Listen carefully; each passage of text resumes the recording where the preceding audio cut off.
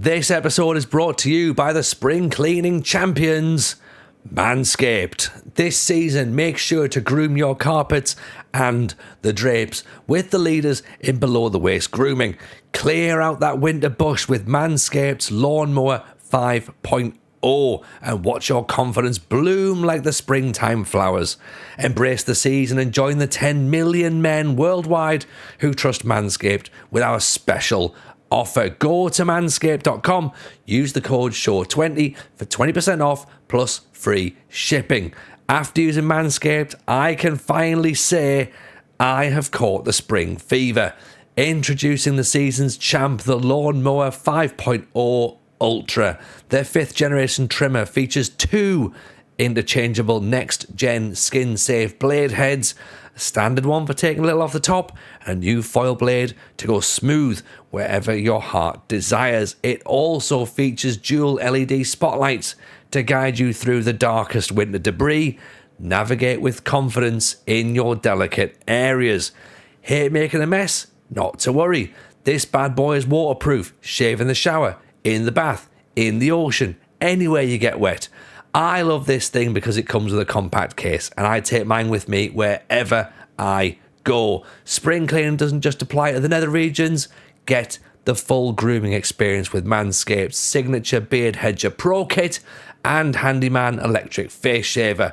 Whether you're looking to craft your signature look or clean up that neckline, these are always the right tools for the job. Get 20% off and free shipping with the code SHOW20 at manscaped.com. That's 20% off and free shipping with the code SHOW20 at manscaped.com. Nothing like a little spring cleaning in your pants.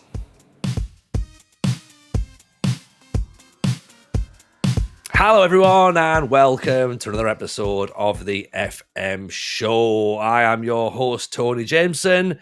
Joining me as always is Mr. Argument Starter on the internet, RDF Tactics, aka Aaron Falloon. And before we say hello to Aaron, we have ourselves a lovely guest, don't we, Aaron? Oh, yes, we do. Yes, Argument winner. Everyone. Argument winner over here. Argument winner, the mediator of tonight's show. We have a special guest referee, apparently, is what we have. In the form of MADDFM, everyone. Say hello to MADDFM. How are you, buddy? You good? Hello. How are you doing, lads? Good to be here. Thought we needed to increase the Irish presence on this pod, at least for 1 week. So here we are. Yeah, I mean, you know, with a name like Jameson, yeah, it doesn't really, like, no one's thinking there's any Irish heritage anywhere on this show. That is also very fair. We could start calling him Aaron, which is Irish for Ireland. But yes, I love that. Yes, RDFO Tactics over there. You know, God, I can't believe I've done cultural appropriation so early in the podcast. Well, this has been a great show, everyone. Tune in next week. Mad, pleasure to have you on, buddy. We should say before we get properly into the podcast, you're a guest we've actually met in real life, which sounds bizarre to say out loud, but all three of us have been in the same room before. We have indeed. Yeah. I'm trying to think of when it was. It was last summer? Was it July, August? I think it was June, July, or something like that. Yeah, 23. Yeah. Feels like a long time. I feel like a lot's happened. No, it does. Yeah. Yeah. It was also a long day and a long night, but that was probably a bit self-inflicted. We drank many, many Guinnesses and stood outside for a long time. Yeah, many Guinnesses, many whiskies, and consumed a lot of pizza as well, Aaron, didn't we? Yeah, I had a few teas as well. I'm a tea lover. I have tea lover. I love that. Yeah, we had loads of Guinness, loads of whiskey. I had a cup of tea. It was brilliant. Yeah, I did. For the record, I did not see that man drink one cup of tea that entire day. Just the only tea he had gin in it. It was a gin tea. When I turned up into the office, it was a cup of tea. I just had to. I have to test the tea everywhere I go. That's actually insane because the day we were so we met at the Sports Interactive offices. There was a big thing. Yeah. And it was like the hottest day of the year. And a lot of people had to walk quite a while to get to the offices. Like I walked in, I was like dripping in sweat. So the guy who gets there dripping in sweat isn't the guy who's going to go and get a cup of tea. You know, I was going straight to the beer. Fair play, Aaron, for the dedication to the tea. I'm drinking a cup of tea anywhere, any weather. My bedroom is boiling every day. By every stream session, I'm running downstairs to get a cup of. It has to be a tea or a coffee. I'm starting to drink coffee as well recently, which it's a bit new.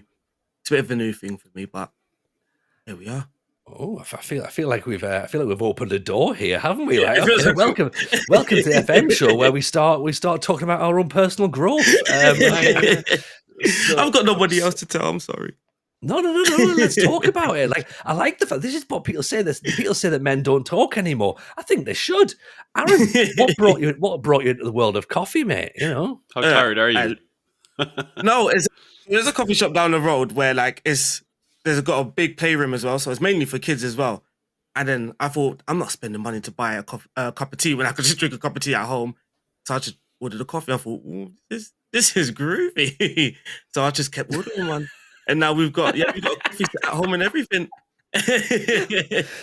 There's so many little moments in that tiny story that I've went, what? Like, I'm not buying tea because I've got tea at home. Yeah. So I'll have a coffee. Because it's literally a walk. When I mean a walk, it is literally a few steps down the road, quite literally. So there's no point buying a cup of tea there. I'm just picking up that he was just a bit too tight and mean to pay for tea, because it's like, I can make that a lot cheaper. So, just a bag, mate, isn't it? There is a bit of that, but... Yeah, it's more effort for them to make a coffee. Yeah, I understand. Yeah, there's a skill level involved in making a coffee. Like a barista is a thing. Like making tea is just putting the kettle on, it really. I've done barista training before, by the way. Oh, have you? Yeah, random fact. Yeah, I've done my barista training before. Yeah. That's just randomly. Just random fact. A random fact. RDF barista. What? That is a good name. What's your signature, Aaron? Oh, this is a few years ago, but a flat white was just the simplest thing that I could tell to make.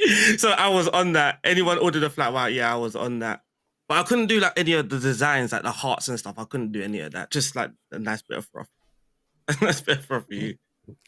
I'm not good on the designs at all on mine. Mine look like rockets, should we say, with froth. So make of that. I'm just like, can we make this coffee Irish or else move on, please? That's all I got. Yeah, see, because I think this is where we are now at the point here. If we're discussing the art on the top, like Mad, we've obviously got let's go straight to the top. The Shamrock in a Guinness. I mean, that's where do you stand on this? I need the answer from an official Guinness Irish person. I mean, I've never got one in an Irish pub. So this is what I thought. But you're more likely to get one in a pub in the UK or in America than in Ireland.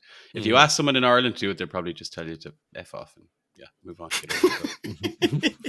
I would. I've worked in bars and I'd be like, no, come on, I don't have time. I'm trying to fill 25 pints here for that guy. Yeah, this is what I like as well, because like a Guinness is the longest drink you can order in a bar, right? And then they go, "Can you do some drawings on it as well, please?" Because clearly I've got loads of time to wait. Right? And the worst is what quite often happens is people will say, "Oh, can I get a Coors Light and I get a Heineken and a Corona and a gin and tonic?" And they give you all this, and then they come back and they go, "Oh, and just two Guinness as well, please," as opposed to ordering that at the start, so it can be settling while you're doing the other. Anyway, don't get me started. This is not what this pod is about. Oh, no, but at the same time, it also is, really. I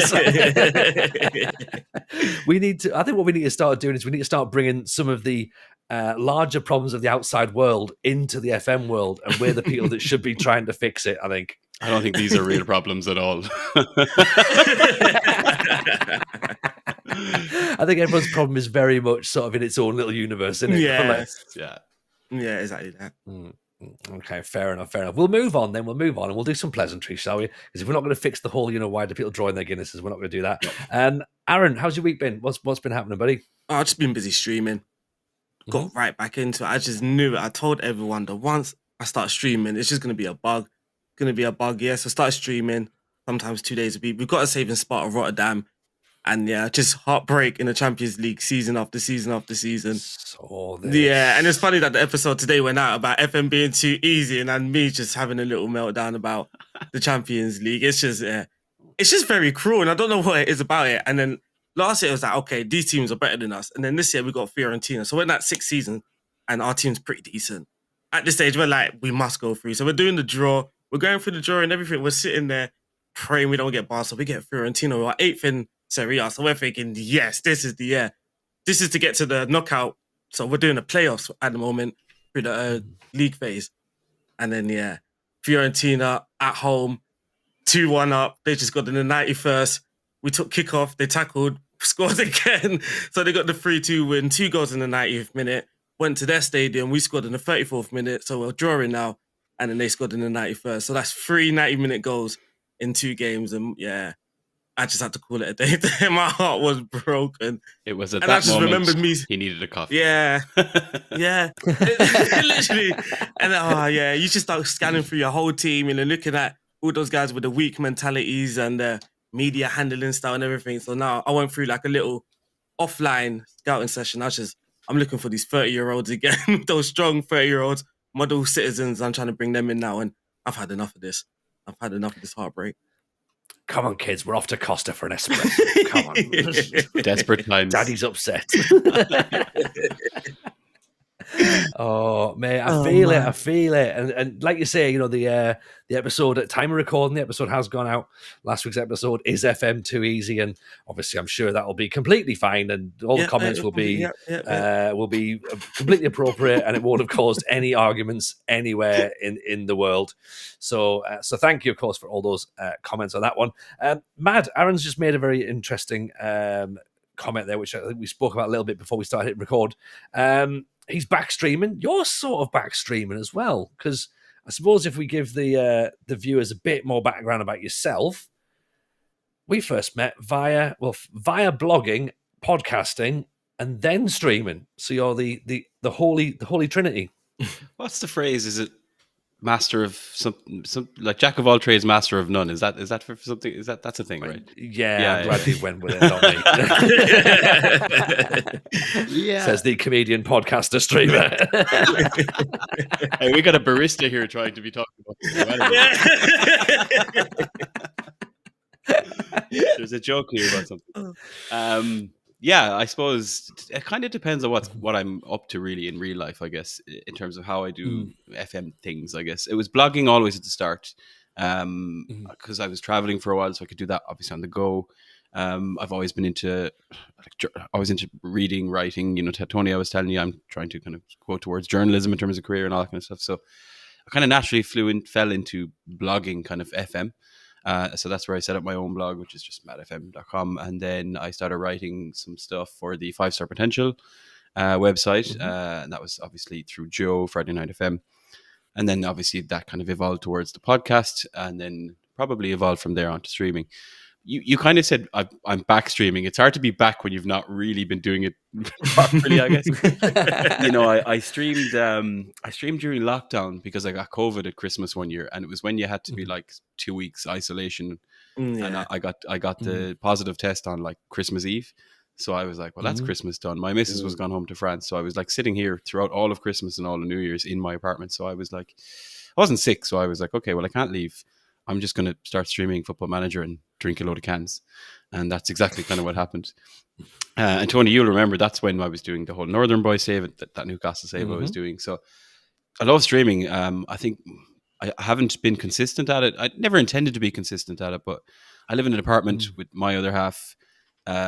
She works from home.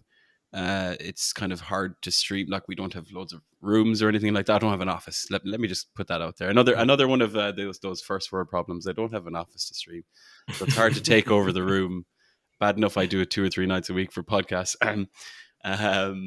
So yeah, I guess now that I'm kind of on a bit of a hiatus from work and she was away, I started streaming this new save that I've been doing, which I'm sure we'll come to. But basically up at South Shields in the northeast, which Tony, I know you'll know very well.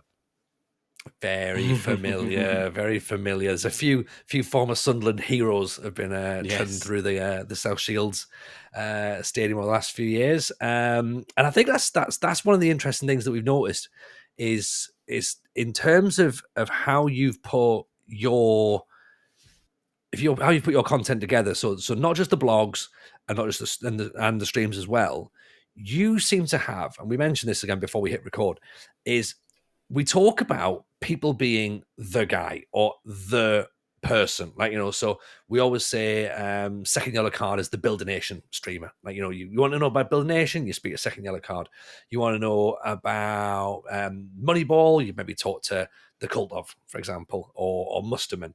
You want to talk non-league to legend, part to Prem, Jack and Kev, they're your people. You have, I think, the unofficial but certainly official title of being the one who understands the Regionnaire, and that's your thing.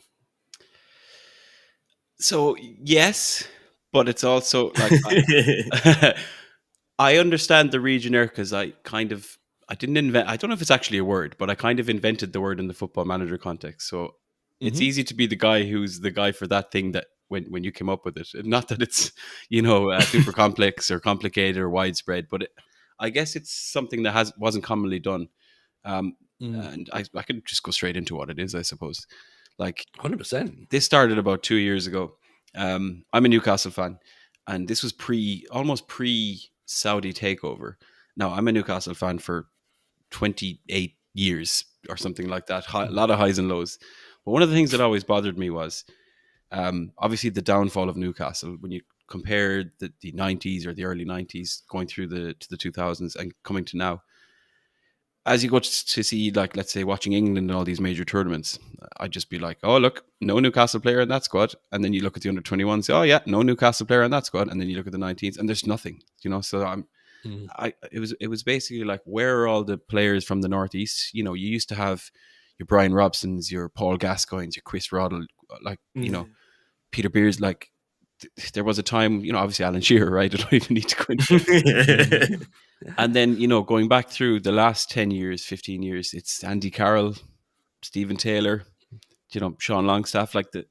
There's a big difference in the bar. And the reality of it is you could argue that the two best players from the northeast of England now are from Sunderland, Henderson and Pickford, when you think about getting into the England team. So all of these things compiled in my, bitter Newcastle mind was what has happened in football in the northeast. How can we do something about it? And the inspiration, I think, of the idea is what Athletic Bilbao do over in Spain, in the Basque Country, right? So for those that don't know, Athletic Club only sign Basque players. Their policy is to only sign players who are grown, born, raised, or have Basque heritage, let's say.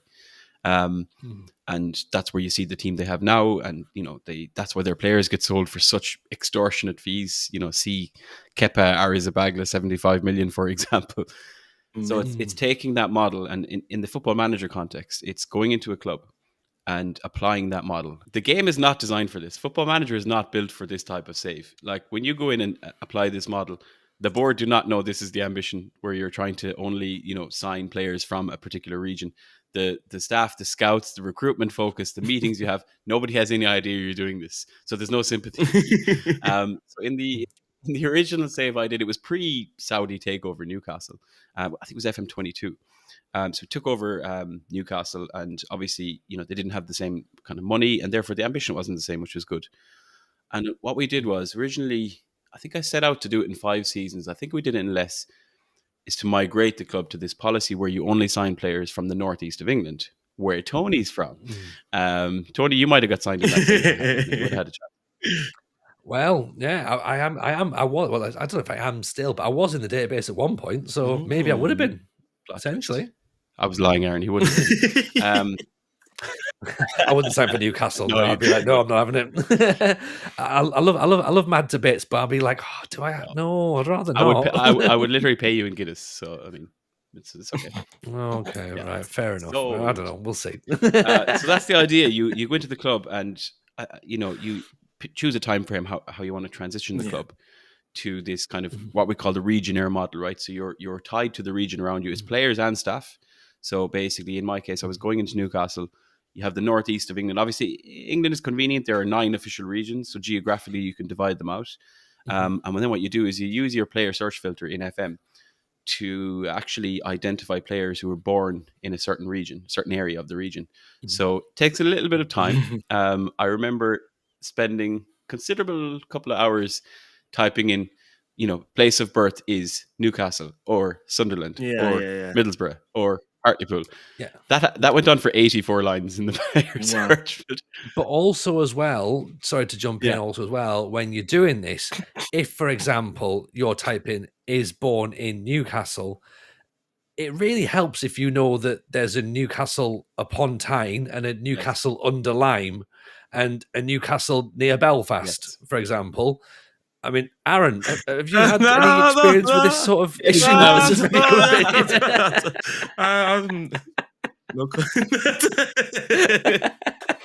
comment.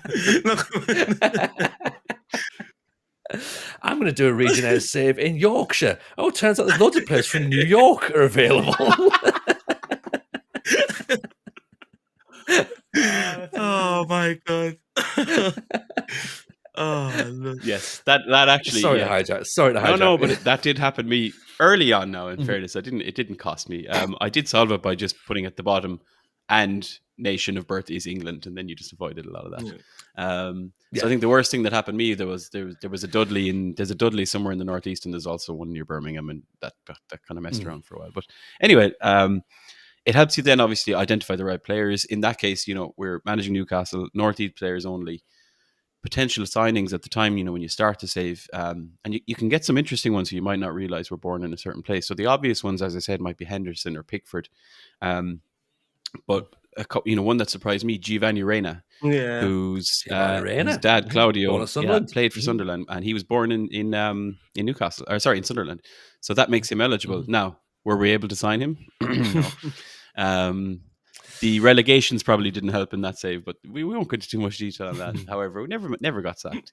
And like another interesting one, like Erling Haaland was born in Yorkshire, right, in Leeds or somewhere like that. So Leeds, that's where you get the interesting twists on it. So that's kind of the concept of it. Yeah, I wrote a little blog post on it. It's on the 5 Star Potential website. If you search Regionnaire, it's 2 N's. It's Legionnaire with an R. Very clever. It just breaks down that challenge and how to actually apply it. But what it does, and I suppose echoing what you two spoke about on last week's pod, is Football Manager too easy? Now, I'm not going to pretend to be very good at the game because everyone knows I'm not. But what I do find is it's easy to lose realism in Football Manager because, things can move very quick. You can take over a League 2 team and get, Champions League in 5 seasons sometimes. It's the realism that I kind of lose rather than feeling it's too easy. This helps you really stop that because you just can't go at that pace because you have significant limitations in moving quick. And what it does is it makes you start to peel back a lot of the layers. You're trying to increase the youth intake, not only of your own club, but it benefits you to look at the other clubs in the region as well. So during that save, I found ourselves we sold Callum Wilson, Alan St. Maximin, raised a load of cash, and then we were just giving money to Blythe Spartans and to Hartlepool and Darlington and South Shields to try and boost their infrastructure and their facilities. So again, just created this madness of a project that I never really expected. And I've seen a lot of people take it on since because, as I said, it's quite unique. It makes things hard, but it's also quite interesting if you have time. It's like a sort of microcosm of a builder nation, isn't it really? Because obviously like what a builder nation is you want everyone in that nation to do better. So you do try to strengthen those other teams. But I suppose for Regionnaire, you need all those other clubs to start producing local players as well, because I'm guessing when you load the save up, it doesn't matter where, like, if I was to say, obviously we're in Greece, I could put load all players from England, load all players from Scotland, load all players from Holland. But if you only want, you can't load all players from Northeast. Like, that's not a thing, is it? Like, your available pool of players is what? 400 maybe or something. I think I was on about max. I think I was at 800 at the start of that save. If my maybe 800. But then you're like, and of that, there's not many to actually buy, is there? If you're at that a Premier League level, depends on the level you're at. We brought a lot of players from the Championship. I remember Dale Fry at Middlesbrough being really, really good centre half because he's like 6'5". we're obviously raiding Sunderland as well for some of their players. I had a 5-year battle to sign a Sunderland mercenary new gen because he came through the ranks in Sunderland and was just loved the club, loved Sunderland's favorite club, all this kind of stuff. It took me 5 seasons to get him over. So yeah, like it creates a lot of these storylines, a lot of these different narratives. And as you said, if you're just doing it through your own club, it might not be enough, because your youth intake is only ever what it is. But if you have 10 youth intakes happening around you and you can actually inadvertently optimize for those, it definitely helps. And yeah, I did one in Italy last year for a couple of seasons with AC Milan. So you have that kind of Lombardy, Bergamo region. And it just stops you from, looking all over the world, going to Brazil, South America, doing a lot of the things you've done before, and actually really honing in on, being a bit smart with how you do things. And the reward of when you do well feels a little bit different because you've really had to work for it, So not that I've always done well; it doesn't always. That's it. No, I like it, man. I like the fact that it's something different. It's like when Aaron was talking last week about bringing Mexican players into Holland, Aaron, and that was your recruitment focus at that time when you were like, oh yeah, we're going to do Mexicans. Yeah. Okay, right. I'm listening. Like the whole Holland Mexico link makes complete sense. Let's talk about this. So how has that been going on then? Are we further? I know you said that you had Champions League. We'll come back to Regionnaire in a second because I want to kind of bounce around a little bit. But like you tweeted out about Champions League heartbreak. Sort of like hanging around, Aaron. So where are we? What's happening? We scratched that. Yeah, yeah. Okay, well, I'm just gonna. Sorry. So the Regionnaire MADDFM did say something about maybe things not being too easy, but you lose the realism, and I think sometimes that helps you achieve things a lot quicker. And that's literally what I did. Essentially, we're basically a lone farm. I've just bought by 5 Colombians, 5 Mexicans, 5 this, 5 that. And then obviously you don't know the potential. So I sign them, loan them out. Hopefully you should track them. Hopefully one of them, 2 of them are good and they're in your third team the next season. But it's not, I've obviously lost the realism. I've lost the challenge because I found that Mexico, it takes a bit of time. It can take a bit of time for them to start developing. And again, early on in their careers, you don't know if they're going to be good or not. You sort of have to wait for them to play games. So you're also trusting the Mexican managers to put their faith in these youth players to start as well. So that's where the challenge came in as well, which I didn't think of at the start.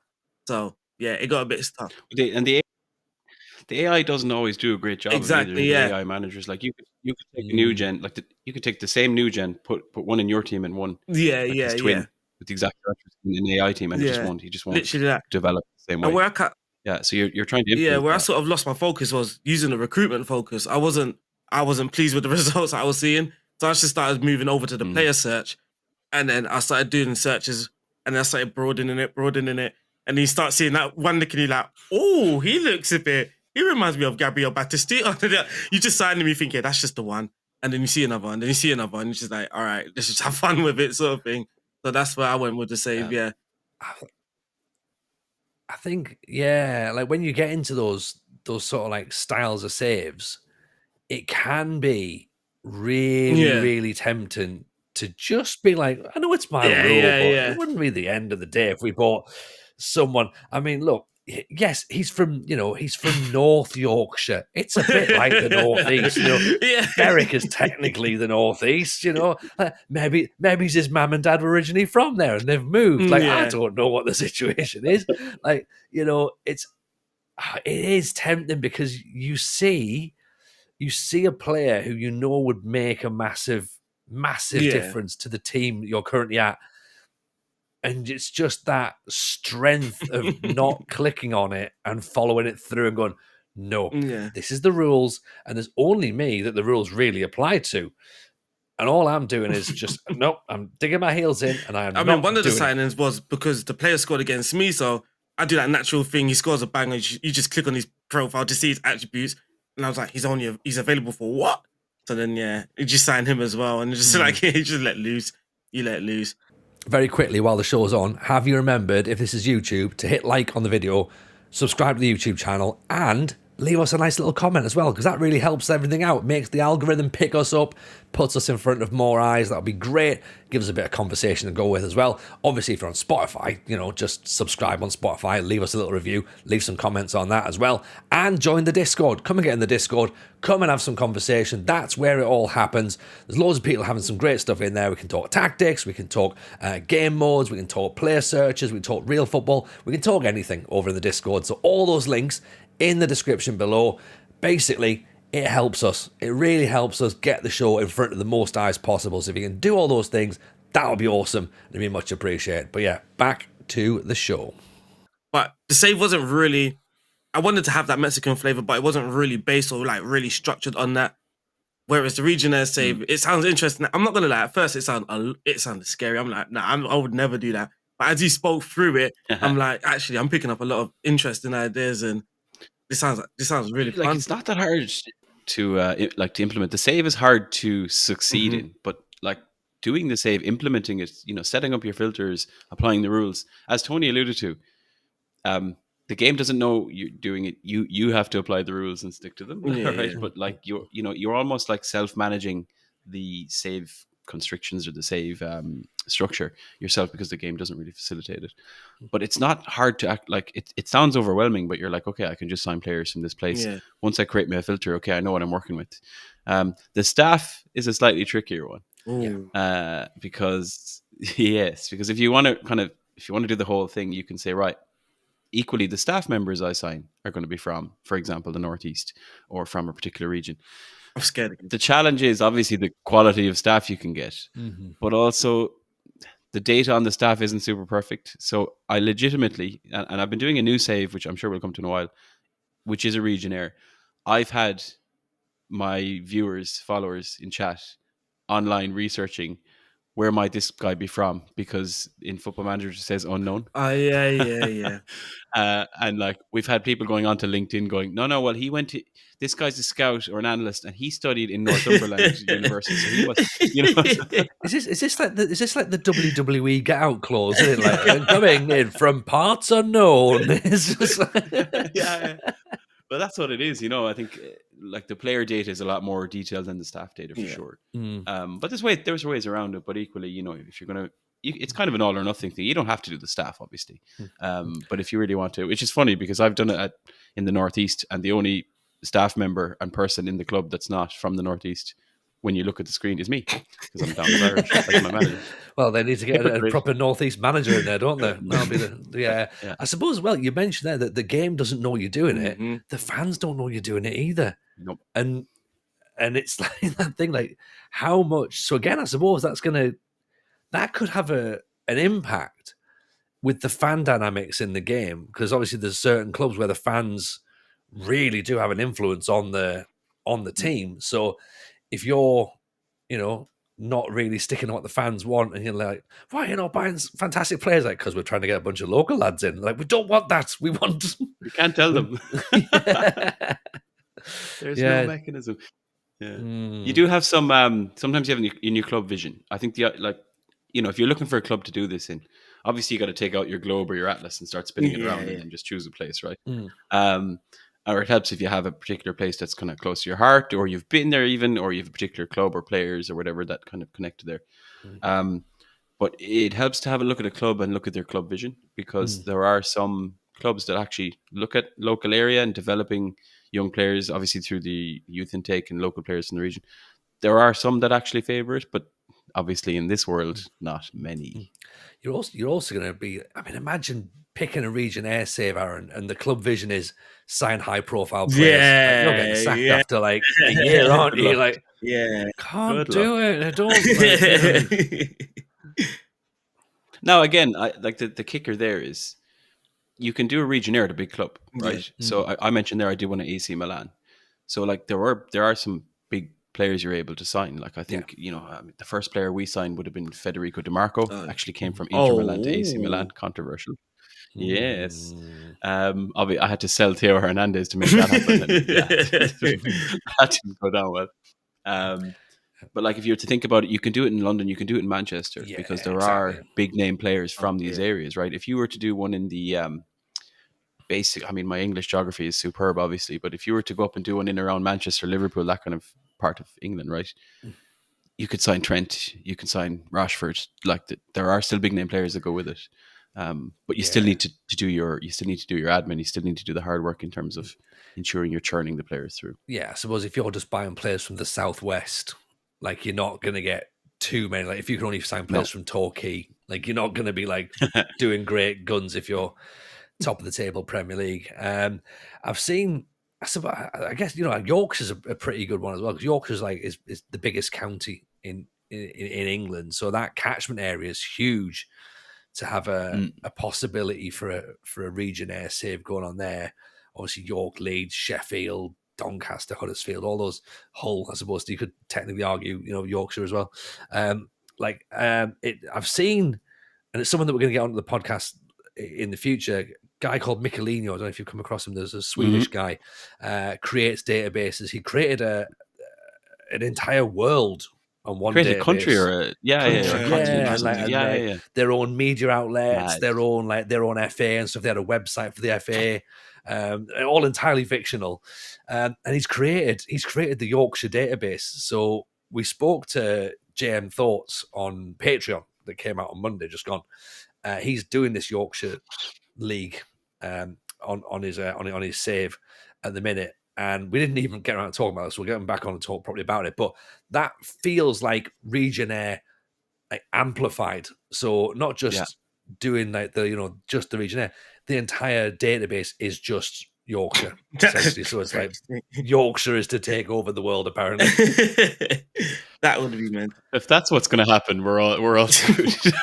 Not me. I live here now, so I'm all right. It's you guys that are done for. You're fine. We're all moving to Yorkshire. I mean, as you said it, like I was looking at the blog I wrote. Again, it's about 2 seasons ago, but like I broke down those regions in the UK or in England, and even looking at Yorkshire. We mentioned Haaland was born in Yorkshire. Kyle Walker, John Stones, Harry Maguire, Jamie Vardy, Calvin Phillips. There's a lot of you'd be surprised once you start to split it out where all these players have come from. But yeah, you mentioned the Southwest. That's definitely a trickier one. In terms of the level that some of the players from there reach, but you still got the likes of, I think Eric Dyer is from down there, Tyrone Mings. There's a few notable names, but trickier than other areas for sure. Is there any area that you've got your mind on for a future save? Is there anyone sort of like going, oh, you know what, maybe like we'll cast our net further afield, possibly? Yeah, so I would probably be inclined to start looking abroad. There was a guy in my stream yesterday talking about Barcelona and doing Catalan only. Now, whether you do that at Barcelona or at one of the other clubs that are in that area, I think Espanyol is the other one. That's quite interesting, because I mentioned obviously doing the Milan one was really cool. I like the idea of doing it maybe in Germany. And there's part of me that wants to go down like to the Bavaria part of Germany. Give me an excuse to go over there because they've got like 600 breweries within about 20 kilometers. Yeah. Research purposes. I'll say to my girlfriend, I have to go over for research purposes. Yeah, I need to know all the street names, and the Google Maps is possibly wrong. So. I'll be over there like with my quantity surveying devices, so I like the idea of doing it in Germany, and even France. France is another interesting one. Paris is the obvious one, right, in terms of where all these serious players come from. But you can again branch that out. So the thing it opens up. It's really simple. It's the world. It's geography. You can do this anywhere. All you need is a map, and there is Google Maps, which helps to solve all that. And if you're willing to sit down for a couple hours and type in all the biggest place names. So like, again, with the Northeast, I think I was like, show me every town that has more than 10,000 people or 5,000 people or something like that. Just got to type them in, save the filter, and then it's done. I'm still using the filter for the save I'm doing now, which is also in the Northeast with South Shields. I'm still using the same filter I created 2 years ago because thankfully, at least in FM24, who knows about FM25, it still works.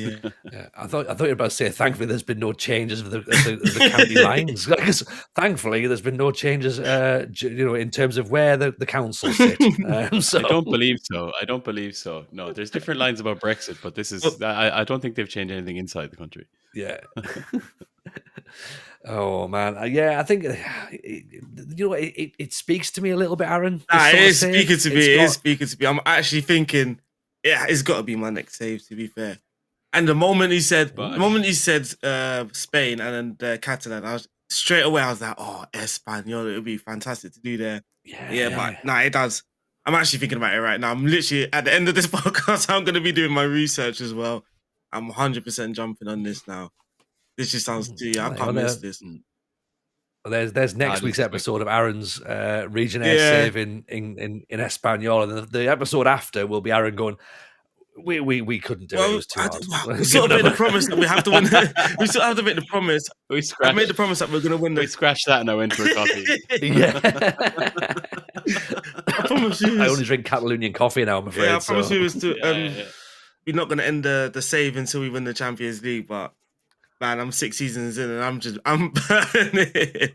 We haven't even got past the knockout. You've not won the Champions League. I'm 12 seasons in and I've not even qualified for the Champions League yet. We've not even watched it on the telly. No. We're normally podcasting when the Champions League's on. We don't care. But that will be me with a Regionnaire. Obviously, we spoke earlier about how I've done my save to make sure I got the achievements fairly quicker, and that's obviously buying these youngsters and that sort of stuff. Sort of literally can buy up to that 10, 12 days a transfer window, which is a bit mental. But obviously, this save sounds a bit more. I think it will speak to viewers a bit more as well. Whereas my save at the moment, like you said, is a bit fast paced. Things are happening so quick. And then we're just all of a sudden, we're the champions of Dutch in the Eredivisie. Now we're expected to win it and that sort of stuff. I think things are just happening very quickly within those 6 years. A save like that would be fairly mental. Fairly mental. Yeah, because I think the one biggest thing that stood to me was, let's say I mean, for example, if off the top of your head, what was your last transfer budget, if you can remember, Aaron? Roughly like a couple of 100 million. Yeah, but interestingly, which I love at Sparta Rotterdam, they've got this policy in. It wasn't there in the first 2 seasons. It's just come in randomly where I can only spend the money. I have to sell before I spend the money. I can't remember what it's called. I can't remember what it's called. Yeah. So I just kept seeing this message every time I sell a player. I'm like, why is this popping up? It started annoying me. And I was like, 1 minute we had 100 million. I pressed continue. Next minute it was 0. I was just like, whatever. And then we was just searching, going through everything. And then, we found this little policy that had, when the season starts, I've got to sell to then spend. So then again, talking about this realism thing, I get to this part of the season where I'm now, there's like 7 games in, and now I'm rushing to get my transfers in. So yeah, it is roughly about 70 million because, 70, 100 million. And even in the Eredivisie, that is a lot of money to be having. Yeah, which is crazy. And that's, again, through selling these players. Like, I'm selling a player that hasn't even played for me for about 20, 30 million just because he done really well on his loan move. I've got him about 500k and then, that sort of thing. Yeah, I think it happens in FM. Yeah. I was gonna say we're in the realism phase in ours at the minute, where because we almost failed financial fair play one year, like just because we weren't in Europe for one season, and because there's we don't really get a great deal amount of money, so we got ourselves into Europe.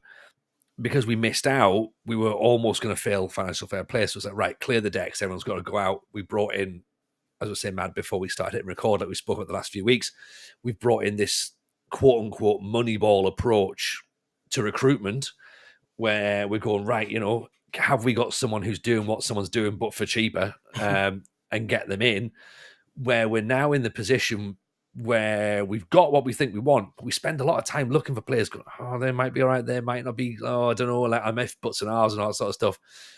And then it gets to January and I'm like, we still need a striker. But the problem is I can't buy a striker in January because we can now pass financial fair play, so that's not the problem.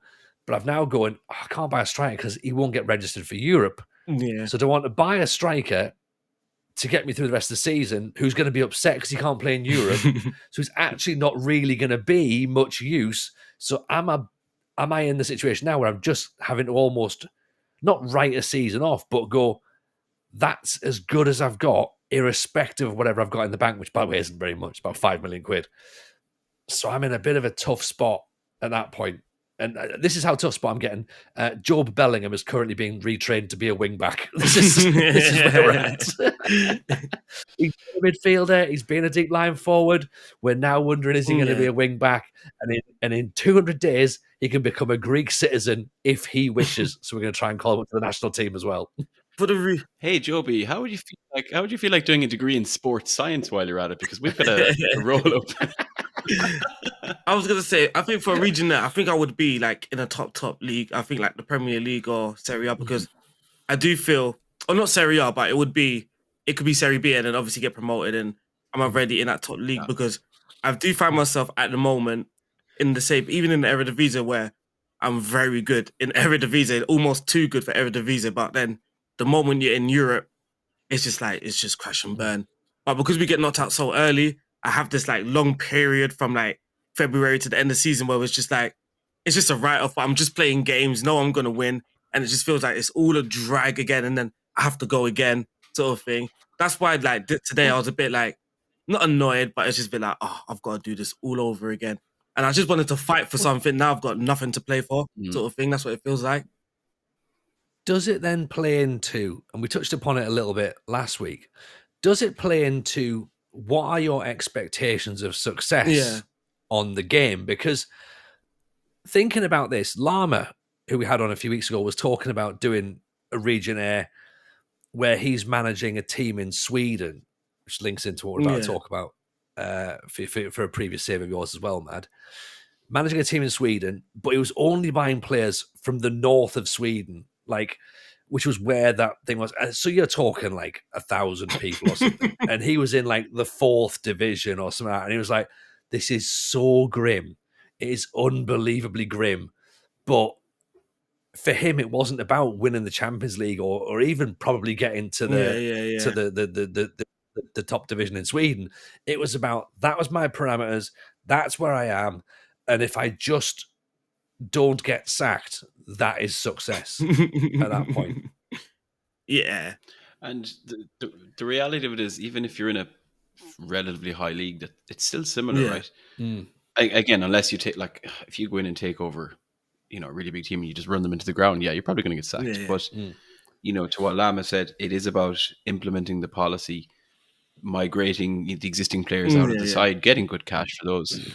And like, you know, the reason I was asking you about your budgets, like I recall having about 150 million in the bank at Newcastle. And again, Regionnaire, pre-Saudi takeover, but I couldn't spend it because the you know, the players who I wanted at the time would have been like Giovanni Reina was just like, he was just like my Everest that we could never ever get. So I couldn't, regardless of the money we had, I couldn't actually spend it. So with a lot of other saves, if you have 150 million in the bank, 200, and you're doing that every season, it's just it kind of runs away from you, and I think that's how people lose saves, or get bored, let's say. So that's what it does rein you in, because it limits your options, and obviously there's that element of discipline in it. So yeah, it's good. It's, if you want something, like, I feel like you need a challenge, Aaron. Obviously, you know. Like where I'm not good at this game is tactics and you know, like data, like data hub, and you know, I'm trying to improve how I read things in game. For example, you know, I can build a narrative, squad building, that kind of stuff is where that's where I'm not. Really well. And things that building. So we need to flip it on, and that sort of stuff. Yeah, that's where I'm not good at. 100%. I'm definitely gonna do it. I'm 100% gonna do it. But the thing is, I want to do youth only. But at the same time, like, recruitment is like where I get a buzz as well. But so I didn't want to lose that. Whereas with this, it's like it's a bit. You're mixing both. I'm not totally losing the recruitment at all. Well, I've been sat thinking over the past couple of days. I've been considering director of football as an option going forward. Like, but more of a. Probably for me, I feel it would have to maybe be more of a YouTubey thing, because I like the idea of the streaming bit. Like, so if I'm playing, because I've stripped all my FM playing back to literally when I'm on stream, and that's it. I don't sit playing FM for leisure anymore now, or for, you know, just to wind the time down and be a bit of escapism. Like, unless if I'm sat on the computer playing FM, I've got an audience with me. Like, so. I think I still like the Build a Nation that I'm doing now. That feels like a good fit for me in the way that I play the game, that we're building that nation without me being successful myself, which I guess is kind of like less pressure on You really, to be honest, you don't have to win anything, but everyone else gets better. Brilliant. We'll do that. You're like the most noble, selfless Yeah. leader Oh, nation's ever had. So selfless. I don't even get paid. I'm a worker. I'm putting everyone over, right? Just like, come in. Like, I'll have the title for a day. Just like hit me with a steel chair and take it straight back off me. I've had my moment, right? That's all I need. So I'll do that on stream. And then I feel like a director of football. I feel like I could get a director of football YouTube style thing, Moneyball-ish. That's kind of got my spidey senses going as well. Maybe like for FM 24, maybe FM 25. It's a bit different. Yeah. And I guess it's also the thing of I don't have to do a tactic, and if it doesn't work, it doesn't work. Yeah. I think all of it though is, where we're coming back to, and again, I was listening to what you guys were speaking about last week about FM being too easy, and that's where I opened with. There's the element of it feeling too easy. Aaron, what you said about, okay, I'm cruising in the league every year and I'm just waiting for the Champions League to come back around. That happened to me when I was doing Save in Sweden.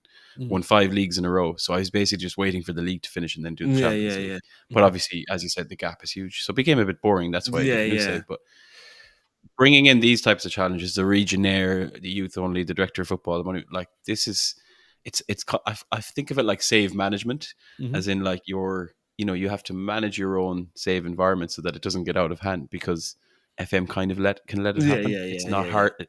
In general, it's not super hard to bring in a load of players, get a load of money, and suddenly feel like, oh, this isn't really, you're watching real life football, and then this just isn't really feel real or satisfying and anymore. it's that this keeps it in check. Or I turn off my stream and I'm watching second yellow card. I'm like this is how Football Manager is played, sort of thing. Whereas, but it's managed. Like he's got set objectives. Whereas me is just I'm skipping until the league's done, just so we can win the Champions League, sort of thing. Which is I do enjoy it. Like, I don't mind, because we still make fun. We bring in these regions, 1 or 2 you get that connection with. Like we got this connection with Gabriel Batistita, and we just love him, sort of thing. So we do get that sort of connection. It is fun, but then again, I get these moments where like now I've got to do a whole 10 games at the end of the season, a transfer window, and then all of that, and then the Champions League again, which I know again it's just it's just not going to be guaranteed to go through again. So it's just like, oh Lord. There was something I got asked when I first started this, and it might have been. I think it was definitely just so starting out now, because I thought I wanted to do journeyman stuff. I thought that was the way that I was going to play, because that's how I used to play offline, was journeyman. And someone asked me, they said, what's the end goal of a journeyman save? And I went, I don't know.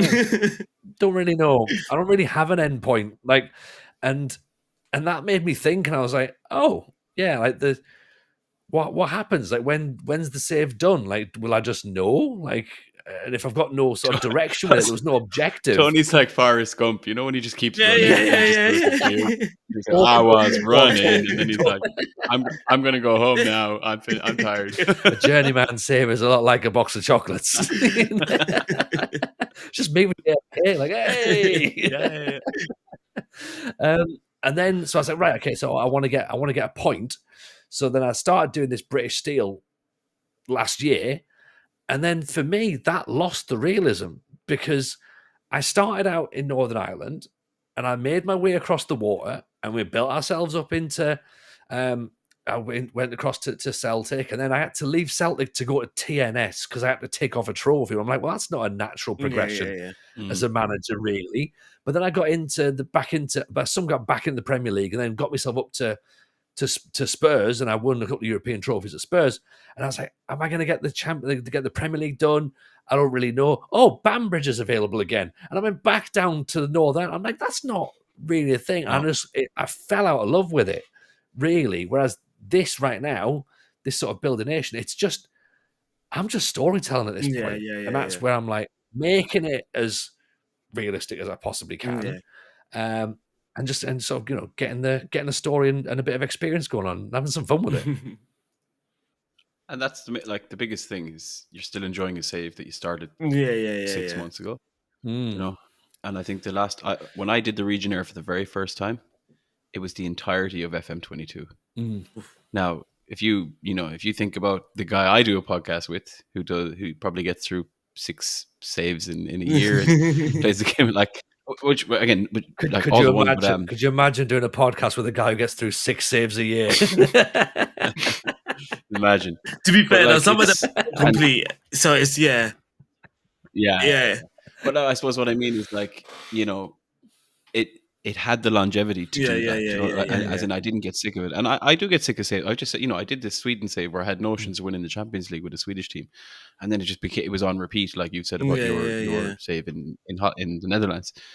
So like everyone gets sick of saves, but I think this one is one of the first kind of models I found where I don't get sick of it really at any point. And it probably would take getting sacked to get you out of there, which can also happen. Yeah, I totally love the sound of the save. I cannot lie to you. Cannot. But I'm also at a point where the viewers though want the team to win the Champions League. So it's nothing. I can't just back out and be like, yeah, just new save boys. And like they're really gunning for the Champions League as well. Well, how about you tease them and go, look, No, I'm definitely we're going going to win the Champions League with a team of players from Rotterdam, and they're going to go, what? They're going, right, she's literally down in tools completely. No, I'm going to mention this because you're at a difficult point, and Mads made the same point there with a save where you're dominating in the league, and all you're focusing on is Europe. Like for me, that's when a save becomes really dull, when you just literally like continue. Oh, big game in the Champions League. Oh, damn it. Right, well, back around to next season. Continue, because you're hammering the league and it's not a challenge. You're literally playing for 10 European games and that's it. Like my brain would have checked out at that point and I'd be like, forget this. Yeah. I'm at that point anyway. No, I'm not at that point. I don't know. It's just, what it is? It's when I'm also relying on other teams to become good. So I don't like the fact that I'm going from the Champions League to struggle and then beating a team in the Eredivisie 6-0 away from home, sort of thing. Like I think that's what. Yeah. And even like I'm at the point where like, because my centre back's got 17 jumping reach, whatever, it doesn't even need a set piece routine. The set piece coach just does what he does, and because you're so dominant against a team that might have a centre back with jumping reach of 9, it's just like even without trying, almost at times you will still get those sticky games, and I still get stressed against PSV and Feyenoord, because Feyenoord, I don't know. I'm sure there's some sort of conspiracy with Feyenoord. They just have to beat you because it's a derby as well. So it's one of those games, yeah. But other than that, it's like you often get these games where you're just steamrolling. Even a team that's in 3rd, 4th position, I think PSV at home, I can just beat them 6-0 and that sort of stuff.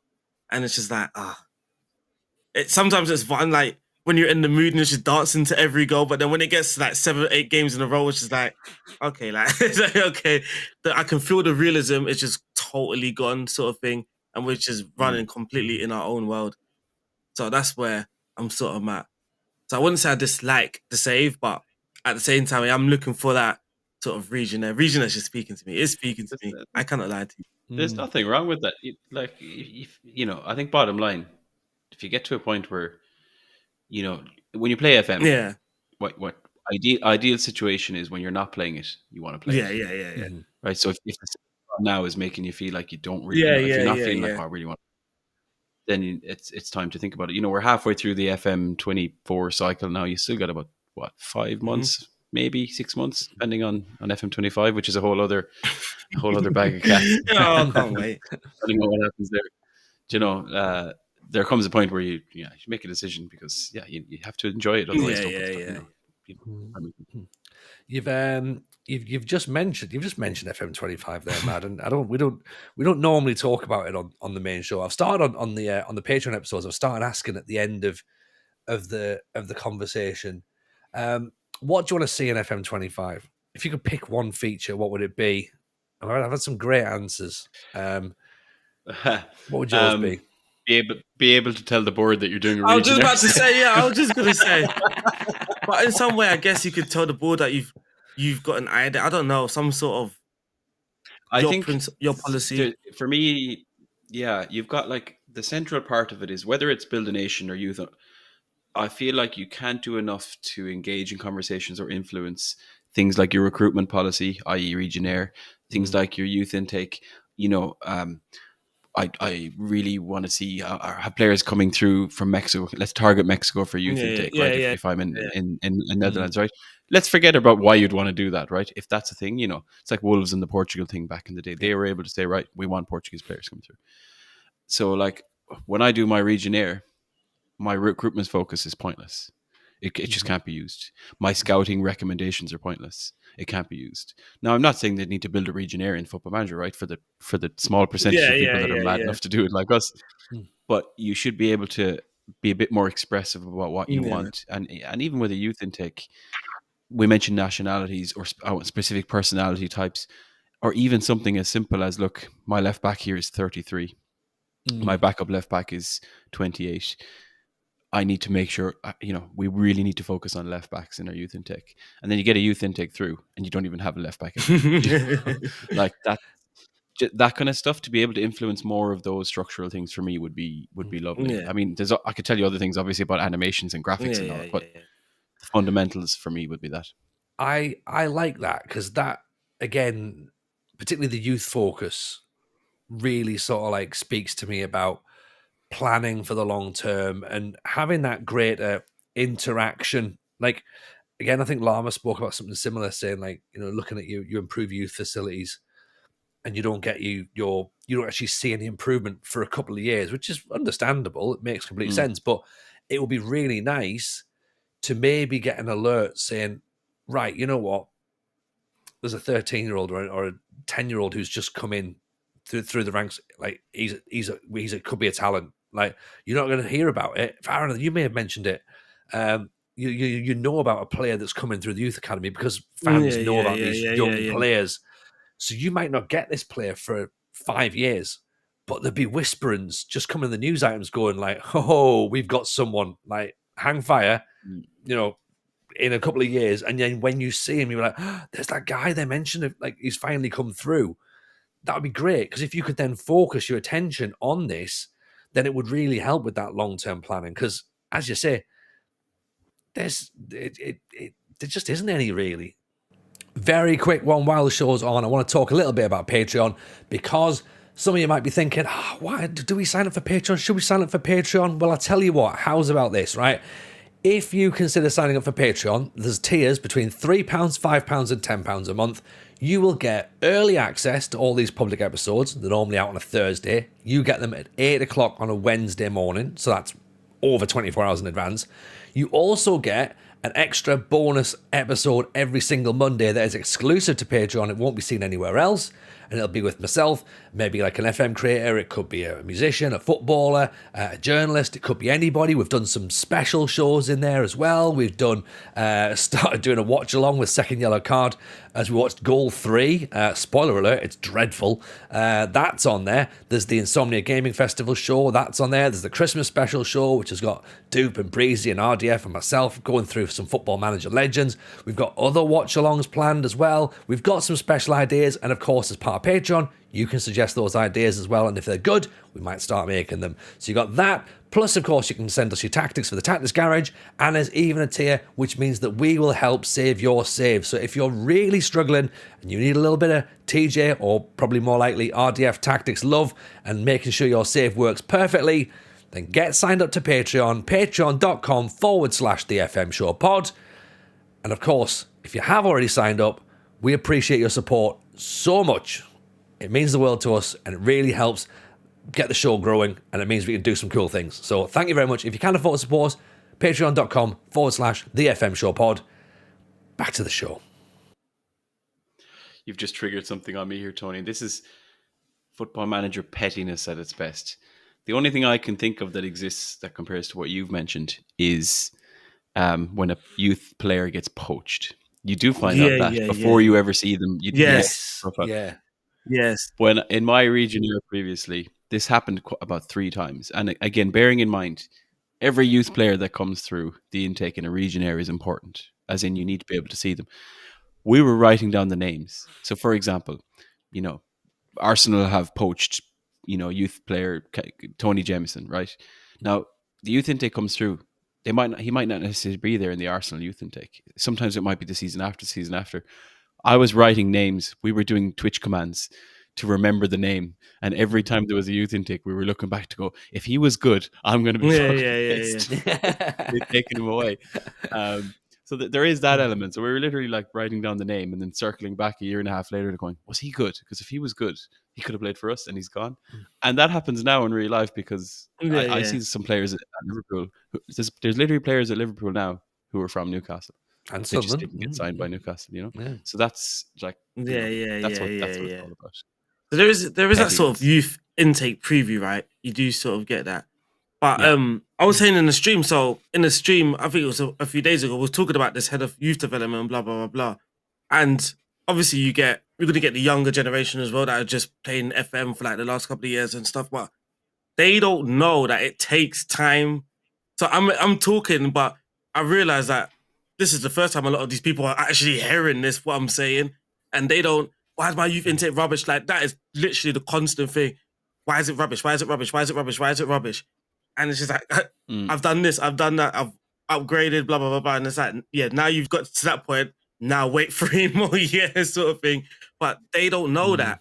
But something like a youth focus, like you mentioned earlier, once you set up a youth focus, that could also help those people understand that it's going to take this amount of time before you even start seeing this. But also, that can make a player play that safe for longer so they can actually start to see this again, because a lot of people might just lose hope in their youth only. They've got it up to a certain point and they're not instantly getting these youth thing because they don't know that they've got to wait now a few more years for it to really come through.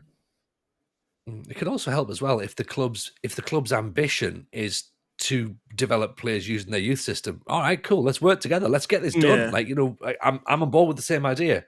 How do we do this? How do we get the best out of what we got? How do we, make ourselves the desirable club for young players in the region or outside the region? Like, we want to get as many players in as we possibly can. Like you mentioned about youth intakes and like getting really, really bad ones. Ours came through this season and it made me laugh because we've had crap youth intakes for years, right? We've finally got 2 players who look like they may have a bit of potential to be in the squad, but they're 15, so they're still not going to be playing for like another 5 years properly. We've changed, I said to Aaron last week, we've changed our system from 4-3-3 to Brazilian box. We've got 4-2-2-2-2. And the youth intakes come round and we've got an A+ winger. I'm like, of all the times to get a winger when we have no wingers. Insert emoji of man shrugging this one. Yeah. But that would have been great. But that would have been great to have been told in advance to go, right, you've got a great winger coming through. And I'm like, wow, we've gone narrow. Yeah. Like, is there any chance you can get him to play inside? Possibly? That's like we've got this 17, 18-year-old goalkeeper who is number 1 now. So that is our plan. He's number 1 forever.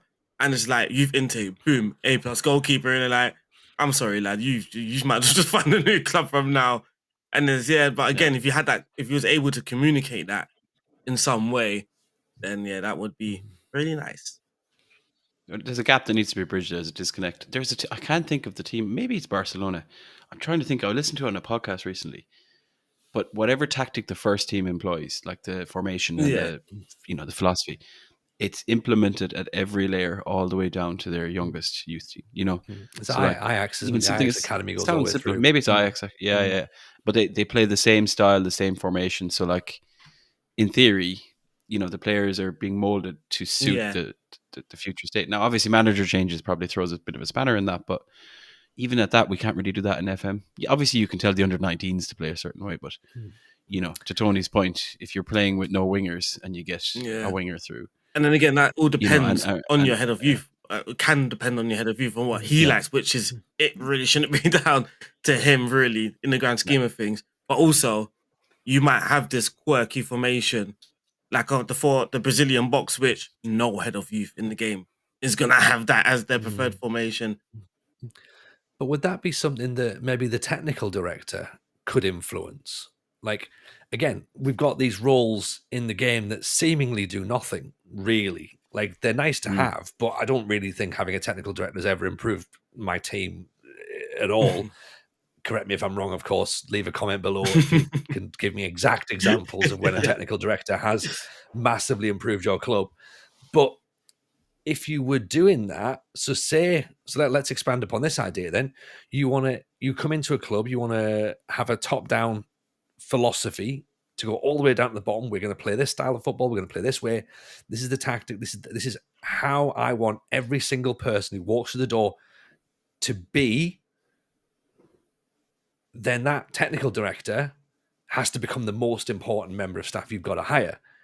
So therefore, you've now got to make that staff member actually useful in the game. Yeah.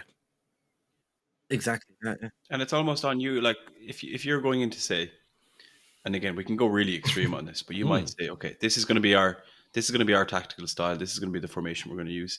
I know I'm going to need a right back. I know I'm going to need a defensive midfielder, and I know I'm going to need a Trek Artista, whatever. Right, they're the roles I want to focus on. I particularly want to focus on Croatia and Sweden because I feel like that would be a hotbed of talent. I really would like to see players who are coming through that have high determination or model citizen or professional, blah blah blah blah blah.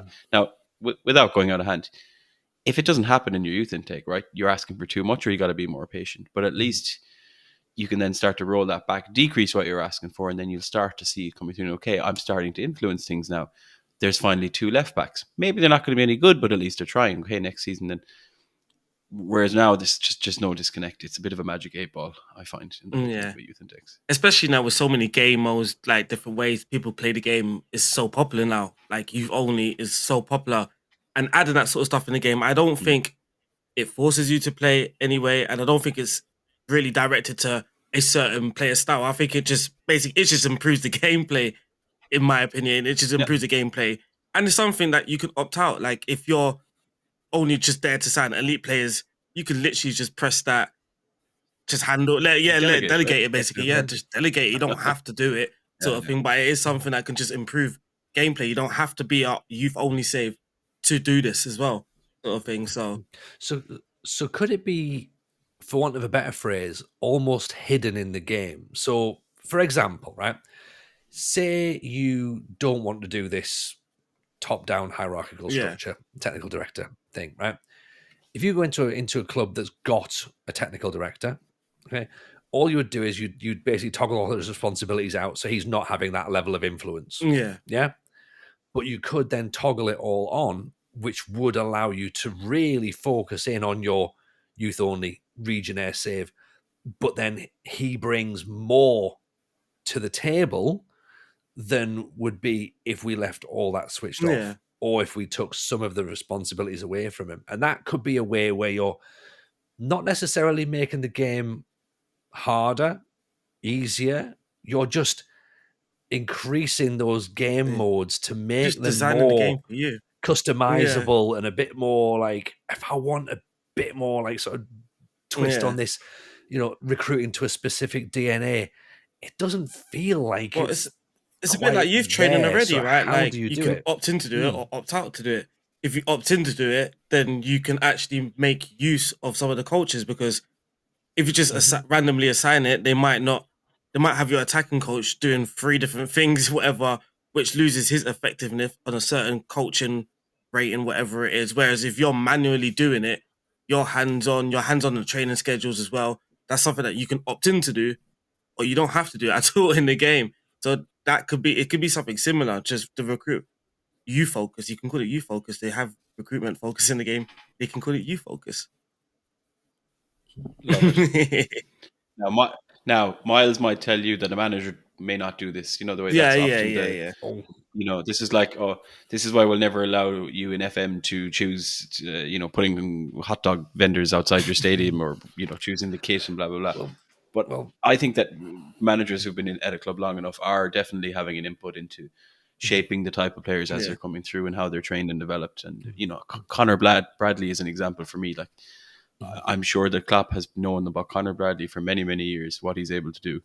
He didn't just suddenly appear and go, okay, fill in there for Trent, and suddenly his ball delivery is unbelievable, and his ability to get up and down the wing. It's a bit like we see it now with Arsenal. We've got this Ethan in area, and we can tell that Arteta's working closely, and he's really shaping into the player that he wants him to become, and in a certain system, whatever it is. So it's there. But it's also like Football Manager. It should be a game, a simulator, your world sort of thing. They have 3 options at the beginning which you could say a real life manager doesn't have the option to do that. There's things in the game where a real life manager wouldn't have the option to do it.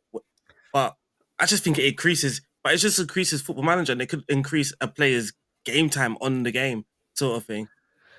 Well, again, this is what I was saying the other week about it's becoming increasingly popular now for clubs to recruit a head coach. Yeah. So the head coach isn't even doing the transfers. Exactly. So the argument has always been that that's not a manager's job. Well, hey, guess what? FM27 comes when no one's doing transfers. I bet that's not going to be popular, is it? Well, if you look at the Premier League now, if you look at the Premier League now, how many managers are actually doing the transfers, dude? I don't know if it's even hard. Yeah. They might be selecting the players, but they have a shortlist. Right, I'm going to give you a team of the year bonus, and I'm going to give you an assist. But they're not taking care of that. I tell you what, can we just work out just how we're going to pay for this? Because according to my calculations, we have to do spread payments here. I've got this amount of money left in the bank. He's not even in there. He's just ringing up, going, right, I want these players. Right, go make it happen. Yeah. And then again, but I think the manager, as a manager, we need to be able to influence more things around the structure and philosophy of the club and the future thinking. And Tony, you were talking about something there. I think you gave an example of, sorry, I might be far away from my microphone. You might be in a position where you've taken over a club and the vision is, develop players using the club's youth system. And then you'll go to the board and you'll say, hey, I'd like to improve the youth facilities. And they'll tell you where to go. And then you might say, hey, I'd like to improve our youth recruitment or our youth coaching. And they might tell you where to go. But you might still be sitting there with 45 million in your transfer budget. And I'd be like, okay, how you said we don't have the money for that? I don't want that 25 million. Yeah. You can have that. Spend that over there. Yeah, exactly. Yeah. Let's do this together. Yeah. True, that's true. That is really true. Because I'm at the moment as well where they're not allowing me to do my youth thing, and it's just like, but I've got 100 million to spend. Like, I'd rather not have this 100 million. Take that, literally. Take that money there. I suppose as well, when you get the bits, because you don't really get much sort of like rationale as to why you can't do this either. Never. But then you'll occasionally get the little news item that goes, oh, if you can make a good case. And you almost want to point to the screen that goes, see where you say focus on youth? That's why I want to focus on youth. Because you said I had to. Tony's sitting there on the screens and he's just saying, I believe that youth of the future. That's a valid argument. Oh my. I think so. Yeah. I do think, though, I think there is definitely more like immersion and... Is immersion the right word? Game style, hands-on. possibly? Hands-on. Yeah. Hands-on. It feels like there should be more ways to play the same game, essentially. Yeah. If that makes sense. Absolutely. And like a notable difference. We know that if you play a different style or you play in a different league, it feels notably different. There should be a different way of playing a save where you know that you are not just doing the same game world as everyone else. Yeah, literally, yeah. We should all be on the forums now suggesting this rather than talking about it for 2 hours on the podcast. Literally, I've got to find the words, trying to think of the words to properly because let's face it, Man City don't play in the same universe as Luton, do they? They're playing a different game. Yeah. Like, it's the same thing, but they're doing a different save, really. Like in real life. Exactly that, yeah. 100%. I think we've come up with I think that's a pretty decent suggestion, to be honest. I think we should keep doing this as we approach. If any of these ideas creep in, then I think we're having an influence somewhere. Somewhere. One thing I do want to talk about, though, Mad, is a shared love, appreciation for a certain Jonah Kuzi Azari. I mean, I'm just going to get it on the camera here. Like, I'm literally wearing that shirt. It's a banger, yeah, man, this is one of my favorites. I have a problem, lads. This is a good time. We were talking about first world problems. Mm-hmm. I often have to buy the kit of whoever I'm managing in FM, unless it's extortionately expensive, right? I'm not unlimited, but sometimes the board says, no, I can't buy the kit. But she's really on holiday this week. But yeah, Ike was my team for, I think it had 6 seasons at the start of FM24, only finished it up maybe 4 weeks ago. That's where I discovered Jonah Kusi Asar, and oh my God, like, What a striker. I mean, do you know what? Every year, real life and FM get a little bit closer to each other. Yeah, and it's almost like the Wonder Kids are gone sooner. It's happened with Endrick. You know, it's just out of Arda. Jonah he's 15 when you load up FM 24 in game, turning on 16. Bayern have already signed him in real life. We didn't even get to see him at IKEEP. I was gonna say that it's not even like the popular Wonder Kids anymore. It's also those hidden gems. You know? Like you open up the FM and like, he's gone already. I can't get. He's gone already. You know, like 15, 16 already gone. You know, Dupe's claim to fame is that he remembers playing with a 17-year-old Victor Osimhen. It's getting earlier and earlier every year. But yeah, shared love indeed. As soon as that was like a bonus, Tony, because I decided to do the Ike save like during the summer, and I've gone in there, and you're just feeling things out in the club to want to figure out what's going on. Down into the youth intake we go, and we find a 6'5" striker with like really, really promising attributes who's 15, and he just turns into a worldly. Yeah, I appreciate him as much. I saw you have him in your save. I've seen him in a few actually. I think Clates had him in one and a few others, but. Until he went to Dortmund for 40 million and broke all our hearts. But 40 million is 40 million. Yeah. Massive love for that man.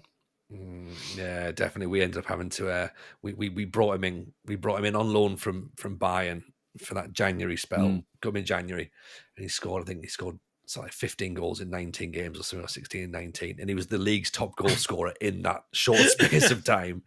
So then we were like, right, we're gonna have to buy him. You're going to have to buy him. He was out of contract, but like they had another year option on him. So we ended up buying him for like 5 million quid and 50 grand, blew the wage structure out. But I was like, we have to have this guy. He has to be the guy. And he may have been part of the reason we ended up skirting close to financial fair play issues. But worth it. But sometimes worth you it. just got to do what you got to do, right? It's class. I'd be interested to see if he turns out. Like, obviously, there's a researcher in Sweden somewhere who's obviously observed him. And he has done really well for the youth teams, but still hasn't really... He never broke into the first team before moving, so that's how quickly it was all done. I hope, it's not one of those... I think he went for 6 million, decent money, decent money. I just hope he doesn't... I hope that doesn't follow him around, or I hope he actually can live up to it. I hope he flies under the radar. Yeah. Well, he might do an Ødegaard and, leave early, get to the big club, and then end up, going and plying his trade, and then becoming, pretty important in an Arsenal team that's battling up near the top. So could well do that. Gula again might be a very similar position as well. So true. Who knows? Who knows? One thing that I do remember from your work as well, Mad, is the best pun for any save ever. Right now, people, of course, who are listening and go, "What are you on about?" If you're making a blog, right, or if you're making a podcast, or you're making a stream, sometimes people like to have little puns for their for their title of their content. Don't look back in Angers. Beautiful. Anything for a pun and a dad joke. Yeah, man. Jesus, your memory's good. That was FM21. Homegrown save Angers in France. They were League One at the time. Ligue 1. I think they got relegated actually in the last season or two, IRL. I think I got through 9 seasons, but literally for no other reason than their word Angers is spelled like the word Angers. I was writing blogs, and the chapter, the title of each blog chapter was an Oasis song, and I was putting in like a 2-line quote from each song. And there's no connection between Oasis and Angers in Ligue 1. But great save at the time anyway. I enjoyed it. I loved it. I remember just so I'm always tuning into 5-star and it's Angers. I was like, here we go. Yeah. I think there was another one. Literally most of the time, genuinely, most of the clubs I choose are if I can get a good pun or save title out of it. There was another one I did in Germany. Greuther Fürth is the name of the team, Furth. So I put the save down as May the Firth be which instead of May the 4th, which is May the 4th, just for no reason. Why not? Oh my days! That was your surprise shit. Yeah. That's the first time I've heard it pronounced correctly. Yeah, we got nowhere. Yeah, we got nowhere. Yeah. I think we just left it at Firth. Oh man, loving it. So well, where else have we gone then? So we've gone to Newcastle, we've gone to AIK. Sorry, we've gone to Angers. Mentioned a little bit about Italy with Milan. I mean, Shields. We should probably talk Shields, shouldn't we? Because it's only just started. So we've started at Regionnaire. We should finish with Regionnaire. So come on then. What's happening at Shields? We've gone full circle here again. I finished up the save in Sweden. Like to that point, was a bit bored of it. It was on my mind for a good while that I was going to do something new. Wanted to go lower league, do something completely opposite. I remember coming across a TV show a long time ago called Agents of S.H.I.E.L.D. It's like a Marvel thing with the whole S.H.I.E.L.D. being the the organization. So again, Agents of South Shields, anyone? Just why not?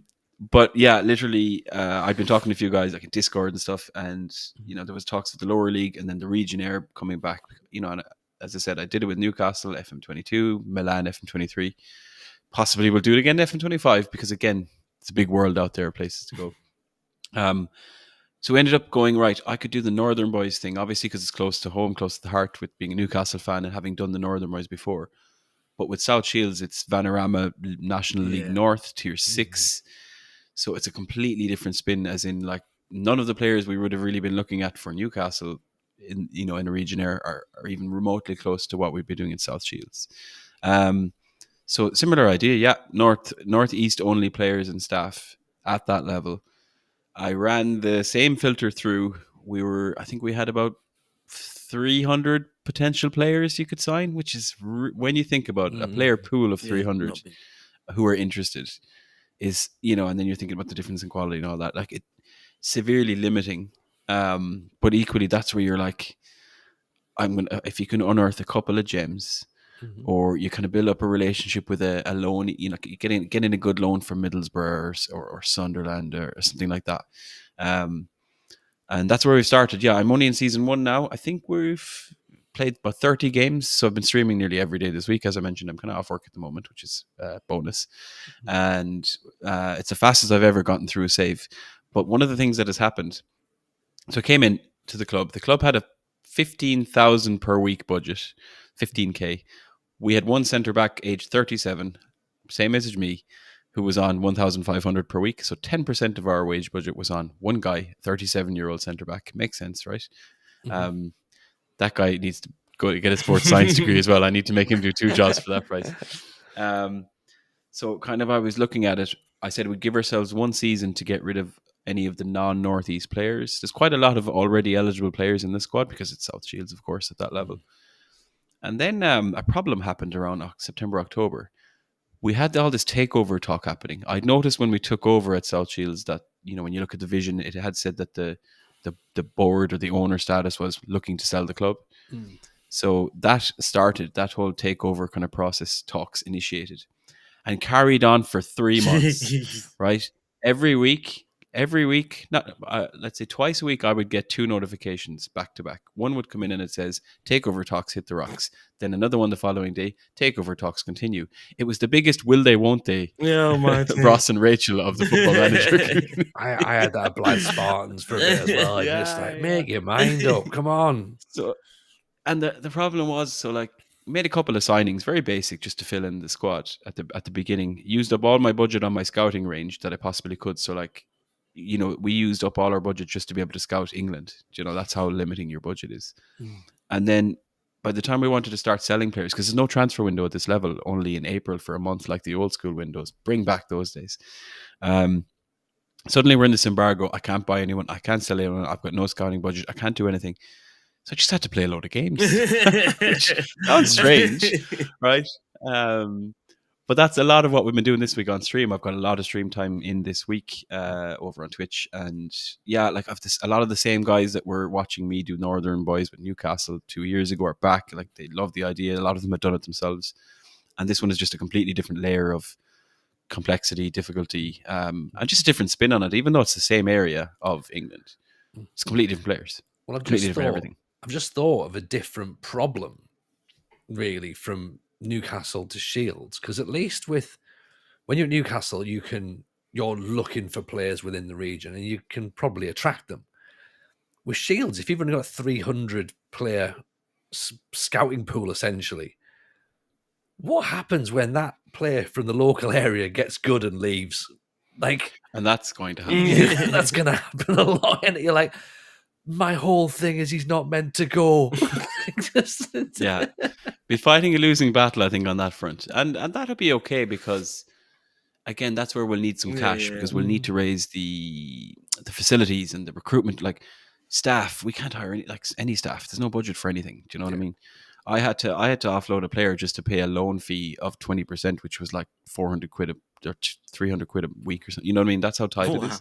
So it all factors into it. If I can get a player that's good enough that somebody wants to buy him and spend the money on him, that's actually progress. Yeah. And you know that we're gonna, if we do get good and the players young, we'll try and get them back again later in life. You know, that would be obviously nice. But it's definitely tough in terms of that side of it. But as I said, this takeover only got lifted today on stream. It was a supporters trust thing, and I got a lovely little notification to say, yeah, it's been complete. The fans now own the club. There will be no investment this year. Oh my god! Straight away. Okay, after all that, Wow. there'll be no investment this year, kids. Good fun, but no, it's good. Look, it's good safe. It's again, I haven't done lower league for years, so I'm really enjoying going back to that level again. Well, you didn't you start lower league a little bit, Aaron? Like at the start of the year or something? Yeah. You play with, Yeah. For me, that was too low. That was like level 10. Yeah, that was too low. That was too low. Yeah. My gosh.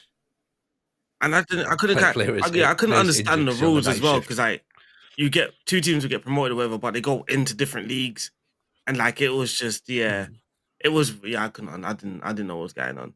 I was just like, it's sort of one of those continue saves. You just press continue to get to the next game, sort of thing. Even with the transfers, because there's no window, like people are just dropping off. So it's like someone leaves, just replace him with someone else, sort of thing, and just go again. And yeah, that's what was happening. Yeah. You need structure in your life. I do. You need that. I do, really do. Fully on board. Okay, fair enough. He definitely needs more coffee, possibly, to focus himself a little bit more. You know, sitting going, I can't get a decent flat white in the Vanarama South, so why am I bothering? The hardship. I'm getting out of here and going to Rotterdam. Oh right, I think this has been fun. I've enjoyed this one. It's given us a lot to think about. I think I'm maybe thinking about it, but I think Aaron's got his starry eyes on, though, hasn't he? Yeah, I'm itching for it. I can't lie. I'm definitely going to do the research right after this. Research which nations you definitely need to research the regions. If you need to hire a technical director, Aaron, Kingston. Yeah. Yeah, maybe as well with database as well, because I never used to have large databases, and then like again watching other people, watching like Second Yellow Card again, he's got this crazy database. I'm like, I want to do that. Then I have this large database. I'm like, I'm not really using it, sort of thing. So yeah, like even to start the saving, you don't even need it. To be honest, you don't even need a large database for the Regionnaire. For me, like let's say that's what I was thinking. South Shields. So I know I need Northeast only players. I'm thinking where are the new gens likely to come from every year in the youth intake? England, Scotland, Ireland, like the closer places. So you can actually rock with the vanilla database that's there, the newest updated one. You don't need to have Croatia and Brazil and Portugal. They're no good to you, So at the back of my mind, like something just won't let me not have it. Like I just need you only that next Luka Modric. What if there was a Geordie born in Macedonia? What then? Like, that's what I wanted to ask earlier. Actually, have you come across like a Haaland, like someone that's the region, but they were born in the Northeast? Was there anybody like a surprise? There wouldn't be loads of them. I'm actually. Or even later we've had new gens come through. Like there's a mix. You can have. I've come across the odd. Let's say there's two ways of looking at it. So you get a youth intake. Let's say you obviously can see Northeast born new gens based at random clubs. I've seen the odd one abroad.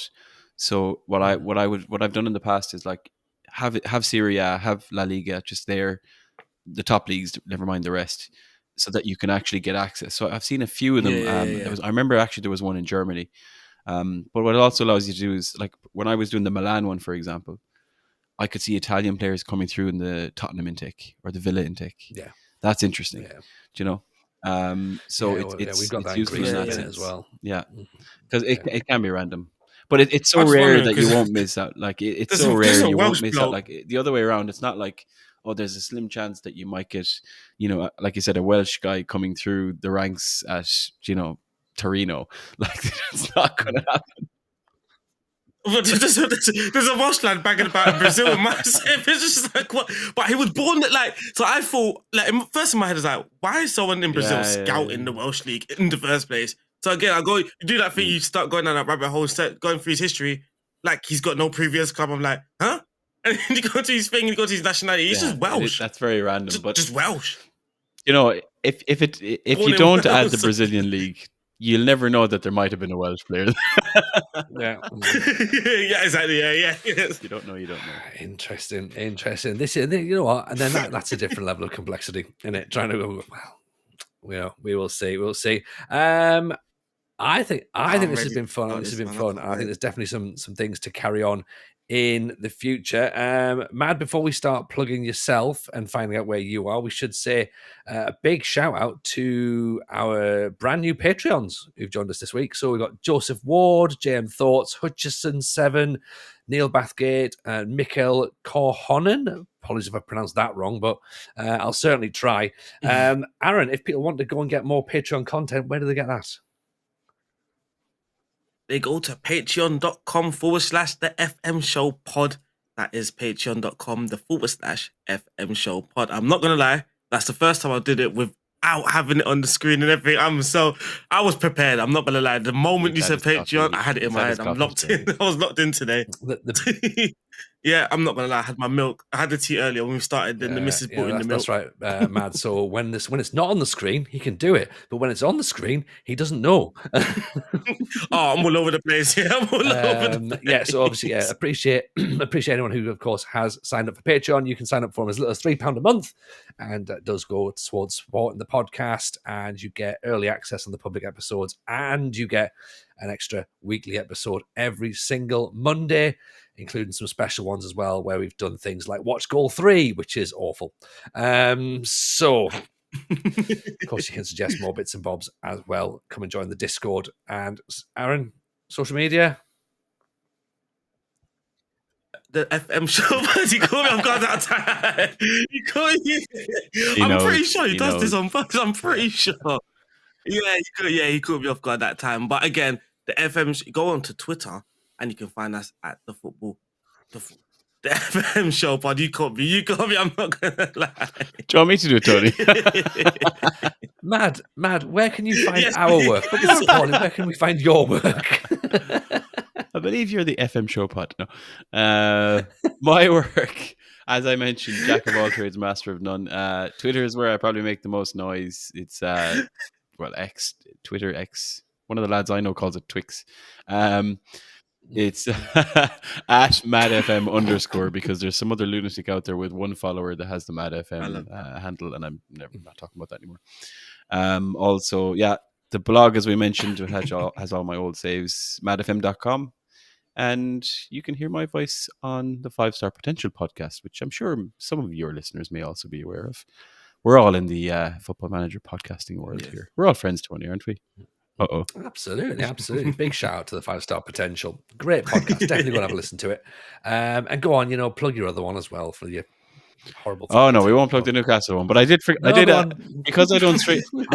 I'm such an infrequent streamer, I forgot to plug the Twitch. It's twitch.tv/MADDFM. MADDFM everywhere. And an _ here and there.